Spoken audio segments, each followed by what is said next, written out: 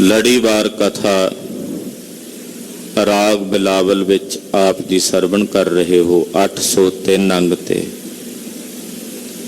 ਪੰਚਮ ਪਾਤਸ਼ਾਹ ਸ਼ਹੀਦਾਂ ਦੇ ਸਰਤਾਜ ਸਤਿਗੁਰੂ ਧੰਨ ਗੁਰੂ ਅਰਜਨ ਦੇਵ ਸਾਹਿਬ ਜੀ ਦੇ ਉਚਾਰਨ ਕੀਤੇ ਹੋਏ ਪਾਵਨ ਪਵਿੱਤਰ ਅੰਮ੍ਰਿਤ ਬੋਲ ਹਨ।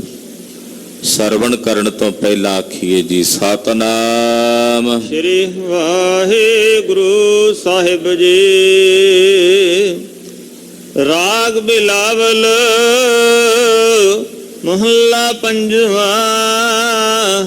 ਘਰ ਚੌਥਾ ਇੱਕ ਓੰਕਾਰ ਸਤਿਗੁਰ ਪ੍ਰਸਾਦ। ਰਾਗ ਬਿਲਾਵਲ ਹੈ ਪੰਜਵੇਂ ਪਾਤਸ਼ਾਹ ਧੰਨ ਗੁਰੂ ਅਰਜਨ ਦੇਵ ਸਾਹਿਬ ਜੀ ਦਾ ਉਚਾਰਨ ਕੀਤਾ ਹੋਇਆ ਪਾਵਨ ਪਵਿੱਤਰ ਸ੍ਰੀ ਮੁਖਵਾਕ ਸ਼ਬਦ ਹੈ। ਘਰ ਚੌਥੇ ਵਿੱਚ ਗਾਇਨ ਕਰਨਾ। ਇੱਕ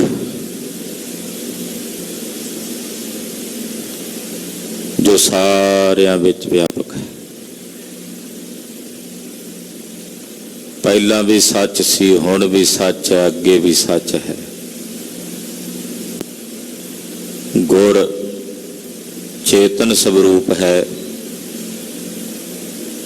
ਸੁਣਦਾ ਵੀ ਹੈ, ਵੇਖਦਾ ਵੀ ਹੈ ਔਰ ਬੋਲਦਾ ਵੀ ਹੈ। ਚੇਤਨ ਦਾ ਮਤਲਬ ਜੋ ਸੁਣਦਾ, ਵੇਖਦਾ ਤੇ ਬੋਲਦਾ ਹੈ। ਪ੍ਰਸਾਦ ਉਹ ਵਾਹਿਗੁਰੂ ਆਨੰਦ ਸਵਰੂਪ ਹੈ।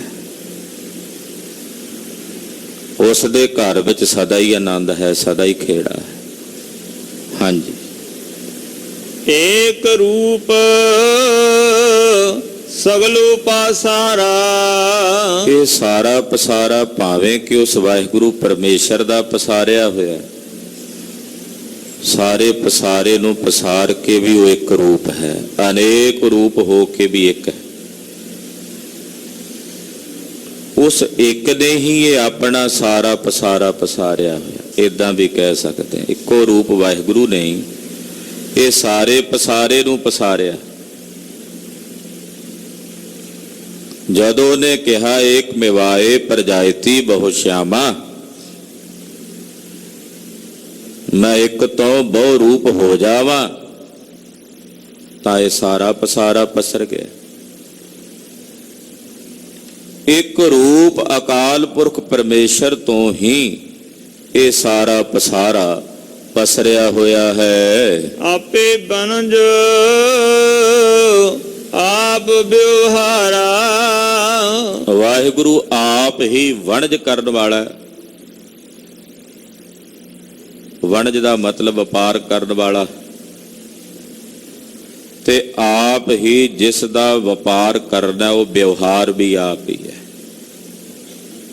ਵਣਜ ਵੀ ਆਪ ਹੈ ਤੇ ਉਸ ਵਣਜ ਦਾ ਵਪਾਰ ਕਰਨ ਵਾਲਾ ਵਪਾਰੀ ਵੀ ਆਪ ਹੈ। ਐਸੋ ਗਿਆਨ ਬਿਰਲੋ ਹੀ ਪਾਏ। ਕਹਿੰਦੇ ਐਸਾ ਗਿਆਨ ਕੋਈ ਬਿਰਲਾ ਹੀ ਹਾਸਲ ਕਰਦਾ ਹੈ। ਐਸਾ ਗਿਆਨ ਕੋਈ ਬਿਰਲਾ ਹੀ ਪ੍ਰਾਪਤ ਕਰਦਾ ਹੈ। ਹਰ ਇੱਕ ਨੂੰ ਐਸੇ ਗਿਆਨ ਦੀ ਪ੍ਰਾਪਤੀ ਨਹੀਂ ਹੈ। ਐਸਾ ਗਿਆਨ ਕੇਵਲ ਕੋਈ ਵਿਰਲਾ ਹੀ ਪ੍ਰਾਪਤ ਕਰਦਾ ਹੈ। ਜਤ ਜਤ ਜਾਈਐ ਤਤ ਦ੍ਰਿਸ਼ਟਾਏ। ਜਿੱਥੇ ਜਿੱਥੇ ਜਾਈਏ ਸਾਨੂੰ ਉਹ ਉੱਥੇ ਹੀ ਦ੍ਰਿਸ਼ਟਾਏ ਨਜ਼ਰ ਆਉਂਦਾ ਹੈ। ਜਿੱਥੇ ਵੀ ਜਾਈਏ ਉਹੀ ਦਿਸਦਾ, ਤੋਂ ਬਿਨਾਂ ਦੂਜਾ ਹੈ ਨਹੀਂ। ਉਸੇ ਤਾਂ ਪਸਾਰਾ ਹੈ ਸਾਰੇ ਪਾਸੇ। ਉਸ ਅੰਕਾਰ ਗੁਰੂ ਪਰਮੇਸ਼ਰ ਤੋਂ ਦੂਜਾ ਹੈ ਹੀ ਨਹੀਂ। ਇਸ ਕਰਕੇ ਵੇਖਦੇ ਹਾਂ ਉੱਥੇ ਹੀ ਦਿਸਦਾ ਹੈ। ਅਨਕ ਰੰਗ ਵਾਹਿਗੁਰੂ ਦੇ ਅਨੇਕਾਂ ਅੰਗ ਹਨ, ਅਨੇਕਾਂ ਹੀ ਅਨੰਗ ਨਿਰ ਇੱਕ ਰੰਗ। ਵਾਹਿਗੁਰੂ ਦੇ ਅਨੇਕਾਂ ਹੀ ਰੰਗ ਹਨ। ਅਨੇਕ ਰੰਗ ਉਹਦਾ ਆਪਣੀ ਨਿਰਾਕਾਰ ਸਵਰੂਪ। ਇੱਕ ਰੰਗ ਹੈ ਅਨੇਕ ਰੰਗ ਵੀ ਹੈ ਤੇ ਇੱਕ ਰੰਗ ਵੀ ਆਪੇ ਰੰਗ ਆਪੇ ਬਹੁ ਰੰਗੀ। ਆਪ ਹੀ ਅਨੇਕ ਰੰਗ ਹੈ, ਆਪ ਹੀ ਇੱਕ ਰੰਗੀ ਹੈ।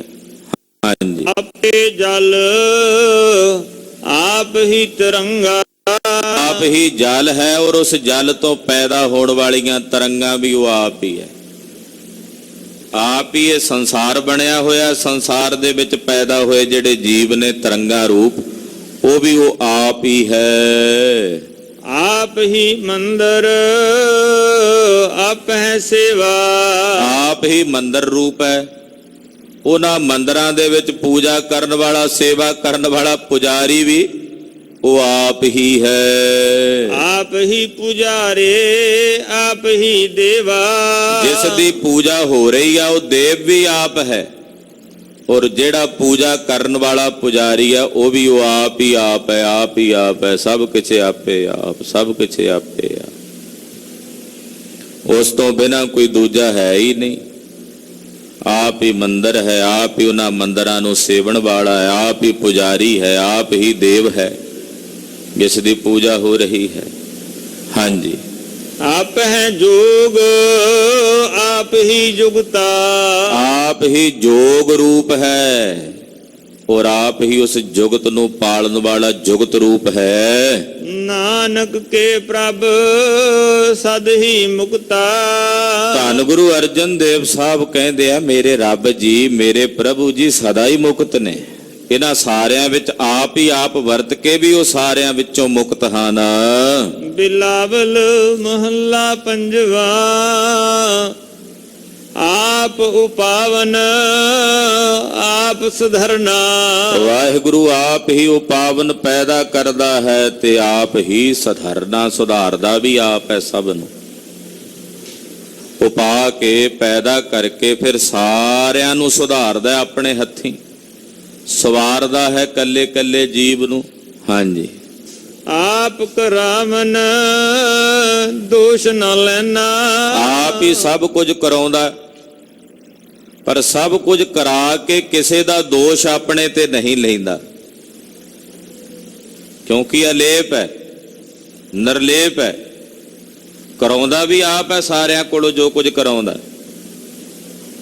ਪਰ ਕਰਤਾ ਆਪਣੇ ਆਪ ਤੇ ਕੋਈ ਦੋਸ਼ ਨਹੀਂ ਲੈਂਦਾ। ਤਾਂ ਨਹੀਂ ਲੈਂਦਾ ਕਿਉਂਕਿ ਨਿਰਲੇਪ ਹੈ। ਉਹ ਸਭ ਕੁਝ ਕਰਕੇ ਕਰਾ ਕੇ ਵੀ ਨਿਰਲੇਪ ਹੈ। ਜਿਵੇਂ ਮੁਰਗਾਬੀ ਪਾਣੀ ਵਿੱਚ ਵਿਚਰਦਿਆਂ ਹੋਇਆਂ ਵੀ ਖੰਭ ਨਹੀਂ ਨਾ ਭਿੱਜਣ ਦਿੰਦੀ,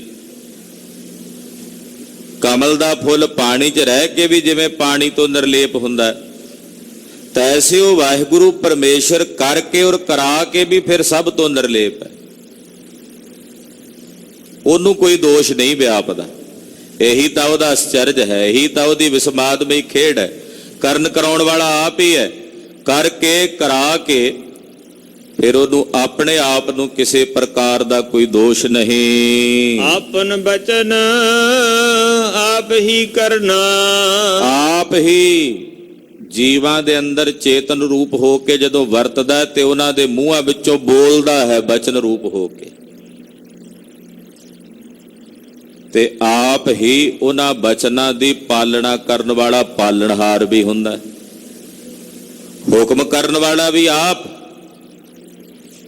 ਤੇ ਹੁਕਮ ਨੂੰ ਸੁਣ ਕੇ ਉਸ ਹੁਕਮ ਨੂੰ ਮੰਨਣ ਵਾਲਾ ਵੀ ਆਪ ਹੈ।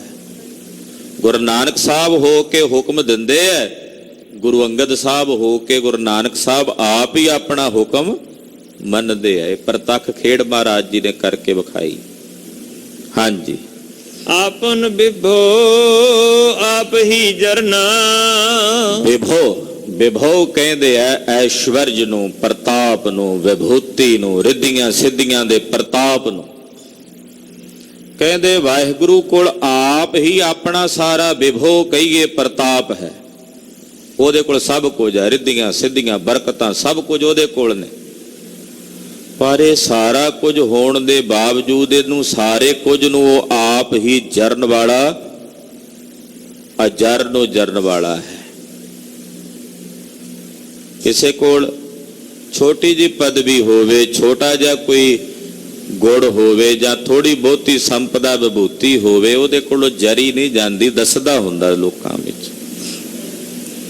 ਪਰ ਵਾਹਿਗੁਰੂ ਵਿੱਚ ਜਿਤਨਾ ਵਿਭੋ ਹੈ, ਸਾਰੇ ਸੰਸਾਰ ਦਾ ਵਿਭੋ ਉਹਦੇ ਵਿੱਚ ਹੈ, ਪਰ ਉਹਨੂੰ ਸਾਰਾ ਕੁਝ ਪ੍ਰਾਪਤ ਕਰਕੇ ਵੀ ਉਹਨੂੰ ਜਰਨ ਵਾਲਾ ਹੈ, ਯਾਨੀ ਕਿ ਉਹਦੇ ਤੋਂ ਅਸੰਗ ਹੈ। ਸਭ ਕੁਝ ਉਹਦਾ ਹੈ, ਪਰ ਫਿਰ ਵੀ ਉਹਦੇ ਤੋਂ ਅਸੰਗ ਹੈ, ਅਜਰ ਨੂੰ ਜਰਨ ਵਾਲਾ ਹੈ। ਰਹਾਉ ਆਪ ਹੀ ਮਸਤ ਆਪ ਹੀ ਬੁਲਨਾ। ਚੁੱਪ ਵੀ ਆਪ ਹੀ ਰਹਿੰਦਾ, ਆਪ ਹੀ ਮਸਤ, ਮਸਤ ਕਹਿੰਦੇ ਨੇ ਚੁੱਪ ਹੋ ਕੇ ਰਹਿਣਾ। ਚੁੱਪ ਵੀ ਆਪ ਹੀ ਰਹਿੰਦਾ ਹੈ ਤੇ ਬੋਲਣ ਵਾਲਾ ਬੁਲਾਰਾ ਵੀ ਆਪ ਹੀ ਹੈ। ਜਿੰਨੇ ਚੁੱਪ ਹੋ ਕੇ ਬੈਠੇ ਨੇ ਉਹ ਵੀ ਉਹ ਆਪ ਹੈ, ਤੇ ਜਿੰਨੇ ਬੋਲਣ ਵਾਲੇ ਹੋ ਕੇ ਬੋਲ ਰਹੇ ਨੇ ਉਹ ਵੀ ਉਹ ਆਪ ਹੀ ਹੈ, ਜਿਹੜਾ ਸਾਰਿਆਂ ਵਿੱਚ ਬੈਠਾ ਬੋਲ ਵੀ ਰਿਹਾ ਹੈ ਤੇ ਸਾਰਿਆਂ ਵਿੱਚ ਬੈਠਾ ਚੁੱਪ ਵੀ ਹੈ। ਆਪੇ ਸੁਰਤਾ ਆਪੇ ਜਾਨ, ਆਪ ਸੁਣਨ ਵਾਲਾ ਸਰੋਤਾ ਵੀ ਹੈ ਔਰ ਸੁਣ ਕੇ ਉਸ ਨੂੰ ਜਾਣਨ ਵਾਲਾ ਵੀ ਖੁਦ ਆਪ ਹੀ ਹੈ। ਆਪ ਹੀ ਅਛਲ ਨਾ ਜਾਈ ਛਲਨਾ। ਆਪ ਹੀ ਅਛਲ ਹੈ, ਉਹ ਕਿਸੇ ਕੋਲੋਂ ਛਲਿਆ ਨਹੀਂ ਜਾਂਦਾ। ਬੜਿਆਂ ਨੇ ਆਖਿਆ ਅਸੀਂ ਰੱਬ ਨੂੰ ਛਲ ਸਕਦੇ ਹਾਂ, ਪਰ ਨਹੀਂ ਛਲ ਸਕੇ, ਕਿਉਂਕਿ ਮੇਰੇ ਸਾਹਿਬ ਅਛਲ ਨੇ, ਉਹਨਾਂ ਨੂੰ ਕੋਈ ਨਹੀਂ ਛਲ ਸਕਦਾ। ਰਾਜੇ ਭੀਮ ਚੰਦ ਨੇ ਫੌਜਾਂ ਇਕੱਠੀਆਂ ਕੀਤੀਆਂ, ਪੁੱਤ ਦਾ ਵਿਆਹ ਕਰਨ ਜਾਣਾ ਸ਼੍ਰੀਨਗਰ ਗੜਵਾਲ ਰਿਆਸਤ ਵਿੱਚ। ਰਸਤਾ ਹੈ ਸ੍ਰੀ ਪੌਂਟਾ ਸਾਹਿਬ ਦਾ, ਇੱਧਰੋਂ ਲੰਘ ਕੇ ਜਾਣਾ ਸੀ। ਮਨ ਵਿੱਚ ਮਾੜੀ ਬਿਰਤੀ ਆਈ ਕਿ ਸੁਣਿਆ ਰਸਤੇ ਵਿੱਚ ਪੌਂਟਾ ਸਾਹਿਬ ਗੁਰੂ ਗੋਬਿੰਦ ਸਿੰਘ ਸਾਹਿਬ ਵਸਦੇ ਨੇ, ਫੌਜਾਂ ਲੈ ਕੇ ਜਾਵਾਂਗੇ, ਬਰਾਤ ਦੇ ਬਹਾਨੇ ਲੰਘਾਂਗੇ, ਉਹਨਾਂ ਨੂੰ ਲੁੱਟ ਕੇ ਲੈ ਜਾਵਾਂਗੇ।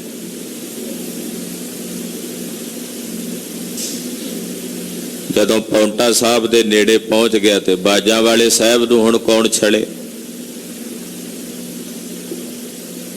ਸਤਿਗੁਰੂ ਜੀ ਨੇ ਸੁਨੇਹਾ ਭੇਜ ਦਿੱਤਾ, ਭੀਮ ਚੰਦ ਬਰਾਤ ਲੈ ਕੇ ਲੰਘਣ ਲੱਗਾ ਸਾਡੇ ਨਗਰ ਦੇ ਕੋਲੋਂ,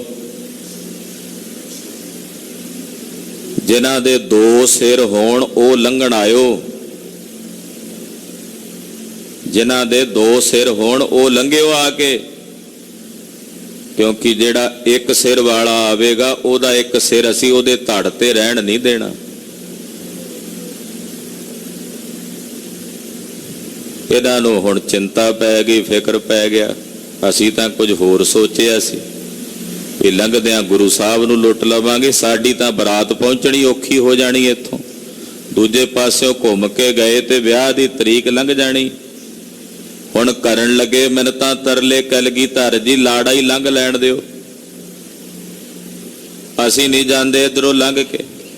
ਮਹਾਰਾਜ ਜੀ ਕਹਿੰਦੇ ਰੋਕਦੇ ਤੁਹਾਨੂੰ ਵੀ ਨਾ ਅਸੀਂ, ਪਰ ਤੁਹਾਡੀ ਮਨਸਾ ਮਾੜੀ ਹੈ। ਤੁਸੀਂ ਸਾਨੂੰ ਲੁੱਟਣਾ ਚਾਹੁੰਦੇ ਹੋ, ਠੱਗਣਾ ਚਾਹੁੰਦੇ ਸੀ, ਪਰ ਅਸੀਂ ਤੁਹਾਨੂੰ ਦੱਸਣਾ ਸੀ ਕਿ ਗੁਰੂ ਛਲਿਆ ਨਹੀਂ ਜਾ ਸਕਦਾ, ਛਲ ਹੈ। ਇਜਾਜ਼ਤ ਦਿੱਤੀ, ਤੇਰੇ ਪੁੱਤਰ ਦੇ ਨਾਲ 5 ਬੰਦੇ ਅਸੀਂ ਇੱਥੋਂ ਲੰਘਣ ਦੇ ਦਿੰਨੇ ਆ। ਜਦੋਂ ਲੰਘਣ ਲੱਗੇ ਤੇ ਉਹਦੇ ਪੁੱਤ ਨੂੰ ਮਹਾਰਾਜ ਜੀ ਨੇ ਆਪਣੇ ਕੋਲ ਸੱਦ ਲਿਆ, ਰਾਜੇ ਭੀਮ ਚੰਦ ਦੇ ਨੂੰ। ਆਖਿਆ ਹੁਣ ਤੈਨੂੰ ਰੱਖ ਲਈਏ ਇੱਥੇ ਕੈਦ ਵਿੱਚ, ਪਿਓ ਤੇਰਾ ਕਿਹਨੂੰ ਵਿਆਹੇਗਾ ਉੱਥੇ ਦੱਸੀ। ਨਾਲ ਪੰਮਾ ਵਜ਼ੀਰ ਸੀ, ਹੱਥ ਜੋੜ ਕੇ ਕਹਿੰਦਾ ਮਹਾਰਾਜ ਹੁਣ ਰੱਖੋ ਤੇ ਭਾਵੇਂ ਮਾਰੋ, ਹੁਣ ਇਹਨੂੰ ਲੰਘ ਲੈਣ ਦਿਓ। ਮੇਰਾ ਸਾਹਿਬ ਅਛਲ ਹੈ, ਉਸ ਨੂੰ ਕੋਈ ਛਲ ਨਹੀਂ ਸਕਦਾ। ਉਹਦੇ ਤੋਂ ਵੱਧ ਕਿਸੇ ਦੀ ਸੁਰਤ ਹੋਵੇ, ਉਹਦੇ ਤੋਂ ਵੱਧ ਕਿਸੇ ਦਾ ਦਿਮਾਗ ਹੋਵੇ ਤੇ ਉਹਨੂੰ ਕੋਈ ਛੜੇ। ਜਦੋਂ ਉਹੀ ਸੰਸਾਰ ਦੇ ਸਮਸਤ ਜੀਵਾਂ ਨੂੰ, ਸੰਸਾਰ ਦੇ ਸਮਸਤ ਪ੍ਰਾਣੀਆਂ ਨੂੰ ਰੌਸ਼ਨ ਦਿਮਾਗ ਬਖਸ਼ਿਸ਼ ਕਰਨ ਵਾਲਾ ਹੈ, ਤਾਂ ਫਿਰ ਉਸ ਨੂੰ ਕੌਣ ਛੜੇ। ਇਸ ਕਰਕੇ ਇੱਥੇ ਕਹਿੰਦੇ ਆਪ ਹੀ ਅਛਲ ਨਾ ਜਾਈ ਛਲਨਾ, ਉਹ ਆਪ ਹੀ ਅਛਲ ਹੈ, ਉਹਨੂੰ ਨਹੀਂ ਛਲਿਆ ਜਾ ਸਕਦਾ। ਆਪ ਹੀ ਗੁਪਤ ਆਪ ਪ੍ਰਗਟਨਾ। ਆਪ ਹੀ ਉਹ ਗੁਪਤ ਹੈ, ਗੁਪਤ, ਤੇ ਆਪ ਹੀ ਪ੍ਰਗਟ ਹੈ। ਆ ਜਿਤਨਾ ਪ੍ਰਗਟ ਵਰਤਾਰਾ ਇਹ ਵੀ ਉਹ ਆਪ ਹੈ ਜਿਹੜਾ ਗੁਪਤ ਹੈ ਇਸ ਪ੍ਰਗਟ ਵਰਤਾਰੇ ਤੋਂ। ਗੁਪਤ ਰੂਪ ਹੋ ਕੇ ਵੀ ਤਾਂ ਵਸਦਾ ਨਾ, ਉਹ ਵੀ ਉਹ ਆਪ ਹੀ ਹੈ। ਆਪ ਹੀ ਘਟ ਘਟ ਆਪ ਅਲਿਪਨਾ। ਆਪ ਹੀ ਘਟ ਘਟ ਵਿੱਚ ਵਸਦਾ ਹੈ, ਜ਼ਰਰੇ ਜ਼ਰਰੇ ਵਿੱਚ ਵਸਦਾ ਹੈ, ਪਰ ਘਟ ਘਟ ਵਿੱਚ ਵਸਣ ਦੇ ਬਾਵਜੂਦ ਵੀ ਆਪ ਹੀ ਅਲੇਪ ਹੈ। ਸਭ ਵਿੱਚ ਵਸਦਾ ਹੋਇਆ ਵੀ ਸਭ ਤੋਂ ਨਿਰਲੇਪ ਹੈ। ਸਭ ਹੋ ਮਦ ਨਿਰਾਰੇ, ਸਾਰਿਆਂ ਵਿੱਚ ਵਸਦਾ ਹੋਇਆ ਵੀ ਸਾਰਿਆਂ ਤੋਂ ਨਿਰਲੇਪ ਹੈ। ਆਪੇ ਅਵਗਤ ਆਪ ਸੰਗ ਰਚਨਾ। ਆਪ ਹੀ ਉਹ ਵਾਹਿਗੁਰੂ ਪਰਮੇਸ਼ਰ ਦ੍ਰਿਸ਼ਟੀ ਗੋਚਰਾ ਨਹੀਂ, ਦ੍ਰਿਸ਼ਟੀ ਤੋਂ ਪਰੇ। ਆਪ ਸੰਗ ਰਚਨਾ, ਆਪ ਹੀ ਸਾਰੀ ਰਚੀ ਹੋਈ ਰਚਨਾ ਦੇ ਨਾਲ ਵਸਦਾ ਹੈ। ਕਹੋ ਨਾਨਕ ਪ੍ਰਭ ਕੇ ਸਭ ਜਚਨਾ। ਧੰਨ ਗੁਰੂ ਅਰਜਨ ਦੇਵ ਸਾਹਿਬ ਜੀ ਕਹਿੰਦੇ ਆ ਉਸ ਰੱਬ ਦੇ ਨੇ ਸਾਰੇ ਮੰਗਤੇ ਜਚਨਾ। ਜਚਨਾ ਕਹਿੰਦੇ ਆ ਮੰਗਣ ਵਾਲੇ। ਜਿਤਨੇ ਸੰਸਾਰ ਦੇ ਜੀਵ ਨੇ ਸਭ ਉਸ ਪ੍ਰਭੂ ਅਕਾਲ ਪੁਰਖ ਵਾਹਿਗੁਰੂ ਪਰਮੇਸ਼ਰ ਦੇ ਦਰ ਦੇ ਜਚਨਾ ਕਹੀਏ ਜਾਚਕ ਨੇ, ਮੰਗਤੇ ਨੇ, ਸਭ ਉਸੇ ਕੋਲੋਂ ਮੰਗ ਰਹੇ ਨੇ। ਉਹ ਸਭ ਦਾ ਦਾਤਾ ਹੈ। ਬਿਲਾਵਲ ਮਹੱਲਾ ਪੰਜਵਾ। ਭੁੱਲੇ ਮਾਰਗ ਜਿਨਹਿ ਬਤਾਇਆ। ਧੰਨ ਗੁਰੂ ਅਰਜਨ ਦੇਵ ਸਾਹਿਬ ਫਰਮਾਉਂਦੇ ਆ ਜਿਸ ਗੁਰੂ ਨੇ ਸਾਨੂੰ ਭੁੱਲਿਆ ਹੋਇਆਂ ਨੂੰ, ਭਟਕਿਆ ਹੋਇਆਂ ਨੂੰ ਮਾਰਗ ਪਾ ਦਿੱਤਾ। ਸਾਨੂੰ ਭੁੱਲਿਆ ਹੋਇਆ ਸੀ ਸਾਡਾ ਨਿਜ ਰੂਪ, ਤੇ ਸਾਨੂੰ ਭੁੱਲਿਆ ਹੋਇਆਂ ਨੂੰ ਜਿਸ ਵਾਹਿਗੁਰੂ ਨੇ, ਜਿਸ ਵਿਧਾਤੇ ਨੇ ਮਾਰਗ ਪਾਇਆ ਹੈ। ਐਸਾ ਗੁਰ ਵੱਡ ਭਾਗੀ ਪਾਇਆ।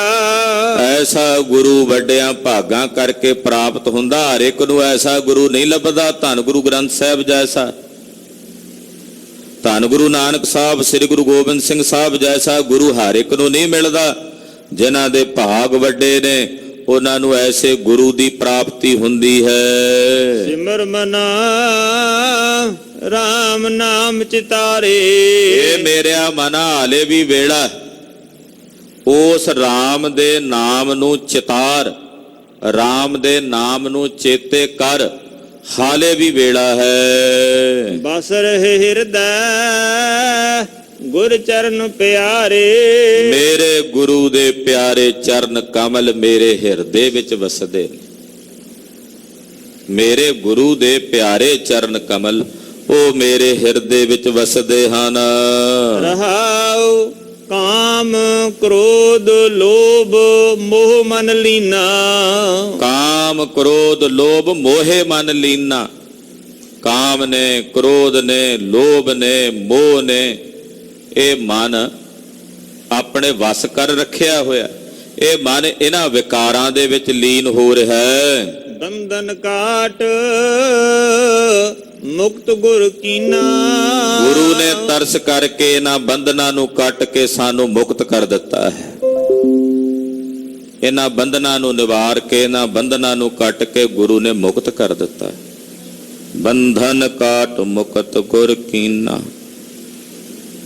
ਬੰਧਨਾਂ ਨੂੰ ਕੱਟ ਕੇ ਗੁਰੂ ਪਾਤਸ਼ਾਹ ਨੇ ਸਾਨੂੰ ਮੁਕਤ ਕਰ ਦਿੱਤਾ ਹੈ।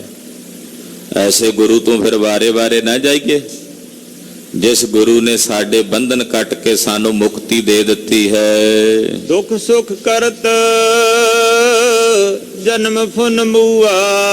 ਦੁੱਖ ਸੁਖ ਕਰਦਿਆਂ ਜੀਵ ਕਦੇ ਜੰਮਦਾ ਕਦੇ ਮਰਦਾ, ਫਿਰ ਜੰਮਦਾ ਫਿਰ ਮਰਦਾ, ਫਿਰ ਜੰਮਦਾ ਫਿਰ ਮਰਦਾ। ਹਰ ਜਨਮ ਦੇ ਆਪਣੇ ਦੁੱਖ ਨੇ, ਹਰ ਜਨਮ ਦੇ ਆਪਣੇ ਸੁੱਖ ਨੇ। ਹਰ ਜਨਮ ਦੇ ਵਿੱਚ ਦੁੱਖ ਸੁੱਖ ਕਰਦਿਆਂ ਜੀਵ ਬਾਰੰਬਾਰ ਜੰਮਦਾ ਔਰ ਮਰਦਾ ਰਹਿੰਦਾ ਹੈ। ਚਰਨ ਕਮਲ ਗੁਰ ਆਸ਼ਰਮ ਦੀਆ। ਹੁਣ ਮੇਰੇ ਗੁਰੂ ਨੇ ਸਾਡੇ ਤੇ ਤਰਸ ਕੀਤਾ, ਸਾਨੂੰ ਆਪਣੇ ਚਰਨਾਂ ਕਮਲਾਂ ਵਿੱਚ ਆਸ਼ਰਮ ਦੇ ਦਿੱਤਾ। ਆਸ਼ਰਮ ਜਿੱਥੇ ਆ ਕੇ ਟਿਕ ਜਾਈਏ, ਸ਼ਰਮ ਤੋਂ ਰਹਿਤ ਹੋ ਜਾਈਏ, ਜਿੱਥੇ ਜਾ ਕੇ ਹੁਣ ਕੋਈ ਸਰੀਰਕ ਖੇਚਲ ਨਾ ਰਹਿ ਜਾਏ, ਟਿਕਾਣਾ ਮਿਲ ਜਿਹਨੂੰ ਕਹਿੰਦੇ ਨੇ ਆਸ਼ਰਮ। ਸ਼ਰਮ ਹੁੰਦਾ ਮਿਹਨਤ ਕਹਿਣ ਕਰਨ ਨੂੰ, ਕਹਿੰਦੇ ਆ ਸ਼ਰਮ, ਮਸ਼ੱਕਤ ਘਾਲਣ ਨੂੰ। ਜਿੱਥੇ ਜਾ ਕੇ ਕੋਈ ਸਰੀਰਕ ਖੇਚਲਾ ਨਾ ਰਹੇ ਉਹਨੂੰ ਕਹਿੰਦੇ ਨੇ ਆਸ਼ਰਮ।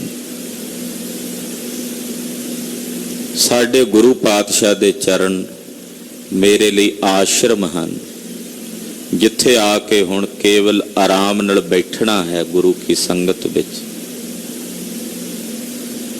ਤੇ ਜਨਮ ਤੇ ਮਰਨ ਤੋਂ ਮੋਕਸ਼ ਸੁਤੇ ਸਿੱਧੀ ਪ੍ਰਾਪਤ ਹੋ ਜਾਂਦੀ ਹੈ। ਐਸਾ ਟਿਕਾਣਾ ਸਾਨੂੰ ਗੁਰੂ ਸਾਹਿਬ ਦੇ ਚਰਨਾਂ ਕਮਲਾਂ ਵਿੱਚ ਮਿਲ ਗਿਆ ਹੈ। ਅਗਨ ਸਾਗਰ ਬੂੜਤ ਸੰਸਾਰਾ। ਅੱਗ ਦੇ ਸਮੁੰਦਰ ਵਿੱਚ ਇਹ ਸੰਸਾਰ ਡੁੱਬ ਰਿਹਾ ਹੈ। ਇਹ ਸੰਸਾਰ ਅੱਗ ਦਾ ਸਮੁੰਦਰ ਹੈ ਔਰ ਅਗਨੀ ਦੇ ਇਸ ਸਮੁੰਦਰ ਵਿੱਚ ਸੰਸਾਰ ਦੇ ਜੀਵ ਡੁੱਬ ਰਹੇ ਨੇ, ਗਰਕ ਹੋ ਰਹੇ ਨੇ। ਹਾਂਜੀ, ਨਾਨਕ ਬਾਹਾਂ ਪਕੜ ਸਤਿਗੁਰ ਨਿਸਤਾਰਾ।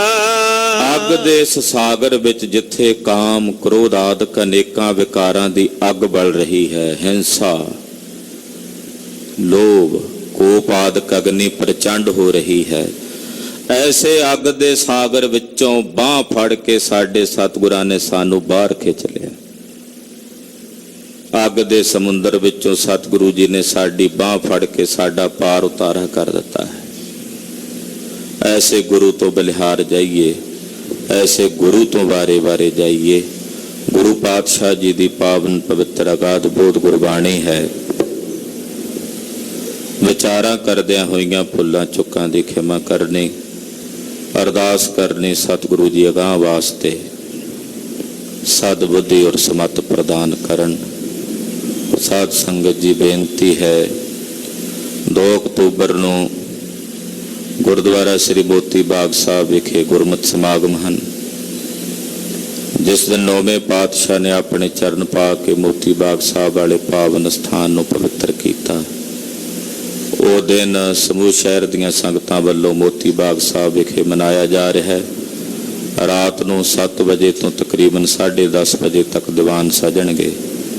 ਸਮੂਹ ਸੰਗਤਾਂ ਦੇ ਚਰਨਾਂ ਵਿੱਚ ਬੇਨਤੀ ਹੈ, ਸਮਾਗਮਾਂ ਵਿੱਚ ਹਾਜ਼ਰੀਆਂ ਭਰੋ।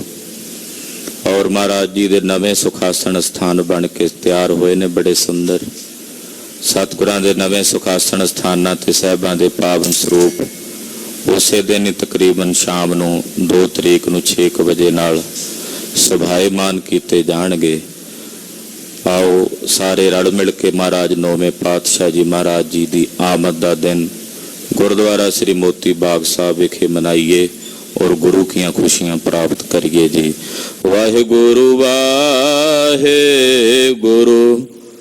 वाहेगुरु वाहेगुरु।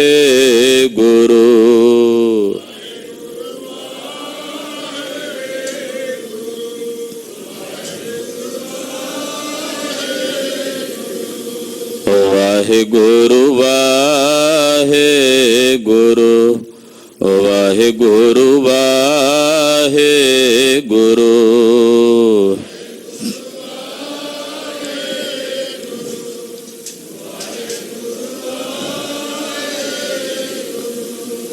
वाहेगुरु वाहेगुरु वाहेगुरु वाहेगुरु।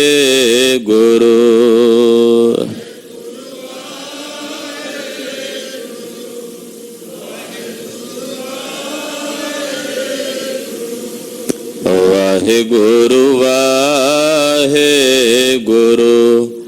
वाहेगुरु वाहेगुरु। ਵਾਹਿਗੁਰੂ ਵਾਹਿਗੁਰੂ ਵਾਹਿਗੁਰੂ ਵਾਹਿਗੁਰੂ।